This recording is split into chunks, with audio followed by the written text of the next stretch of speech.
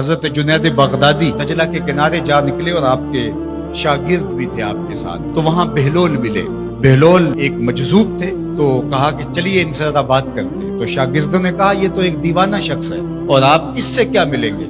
آپ اتنے پڑھے لکھے عالم اور اتنے بڑے فقیہ اور صوفی، اور ایک دیوانے شخص سے آپ ملیں گے؟ دنیا اس کو دیوانہ کہتے ہیں، بہلول دیوانہ۔ لیکن سعدی بولے کہ سعدیہ نزدیک رائے عاشقاں، خلق مجنونند و مجنو عاقل است، کا اصل تو عاقل یہ لوگ ہیں۔ تو خیر حضرت جنید بغدادی گئے اور بہلول کو سلام کیا، کہا کہ آپ کون ہیں؟ تو کہا میں جنید بغدادی ہوں۔ تو کہا کیا کرتے ہیں؟ کہا کہ میں پڑھنے پڑھانے کی ذمہ داریوں میں لگا ہوں۔ تو آپ نے فرمایا کہ کھانے کے آداب جانتے ہو؟ کہا کہ ہاں، ہاتھ دھوئے جائیں، بسم اللہ شریف پڑھی جائے، چھوٹا لقمہ لیا جائے اور چبا چبا کے کھایا جائے اور اس کے بعد الحمدللہ کہا جائے۔ بہلول کہنے لگا کہ میں تو آپ کو بہت بڑا عالم سمجھتا تھا، آپ تو کھانے کے ادب کو بھی نہیں جانتے۔ اور اپنا کپڑا اٹھایا، جھاڑا اور ایک جانب چل دیا۔ شاگردوں نے کہا ہم نے آپ کو کہا تھا کہ اس شخص کے پیچھے جانے کا کیا فائدہ، یہ تو دیوانہ شخص ہے۔ تو کہا نہیں میں اس کے پیچھے جاؤں گا۔ پھر آپ اس کے پیچھے بھاگے۔ تو پھر بہلول نے پلٹ کے دیکھا، کہا کہ کون ہو؟ کہا کہ میں جنید ہوں، آپ کو ملنے آیا ہوں۔ تو آپ نے پھر ایک سوال کیا، گفتگو لمبی ہو جائے۔ تیسری مرتبہ بھی جب وہ اپنا دامن چاٹ کے گزرے تو پھر آپ آگے بڑھے۔ انہوں نے پوچھا کون ہو؟ انہوں نے کہا کہ میں ایک عام سا شخص ہوں، تو آپ کے پاس جو ہے وہ سیکھنے آیا ہوں۔ تو کہا کہ میں نے تم سے پوچھا تھا کہ کھانے کے آداب کیا ہیں، تو تم نے یہ بتایا تھا۔ کہا جی میں نے تو یہی پڑھا ہے اور میں نے یہی بتایا ہے۔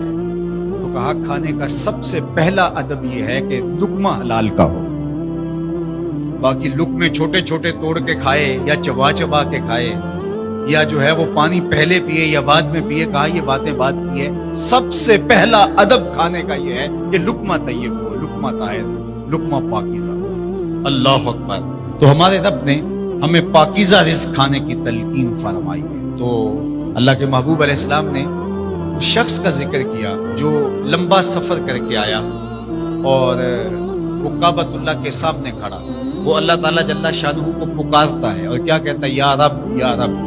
اشعث اغبر، اس کے بال بکھرے ہوئے ہیں اور اس کا لباس پھٹا ہوا ہے، پتہ گندہ سی حالت ہے، اور اللہ کے گھر کے سامنے کھڑا ہے، لمبے لمبے ہاتھ کر کے دعا مانگ رہا ہے، یا رب اے میرے اللہ، اے میرے اللہ۔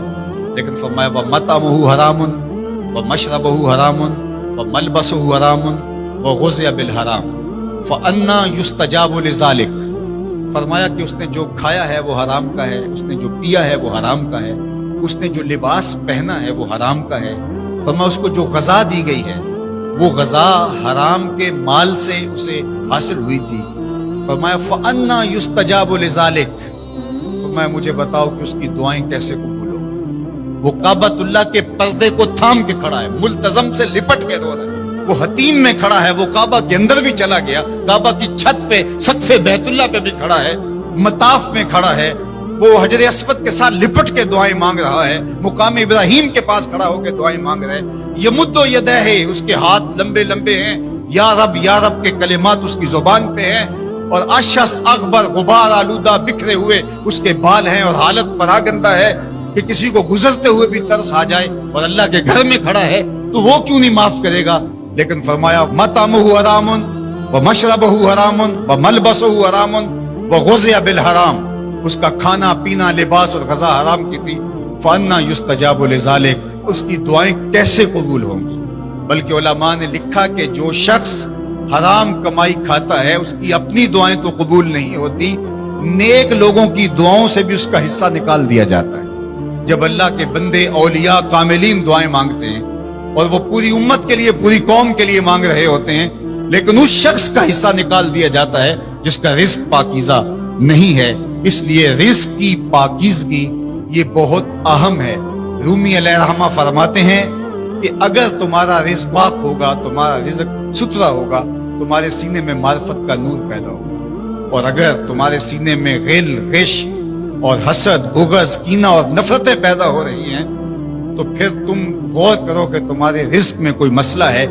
تم کھاتے ہو، اس کے نتیجے کے اندر حسد پیدا ہو رہا ہے, بغض پیدا ہو رہا ہے, نفرت, سستی اور کاہلی اور عبادت سے دوری پیدا ہو رہی ہے.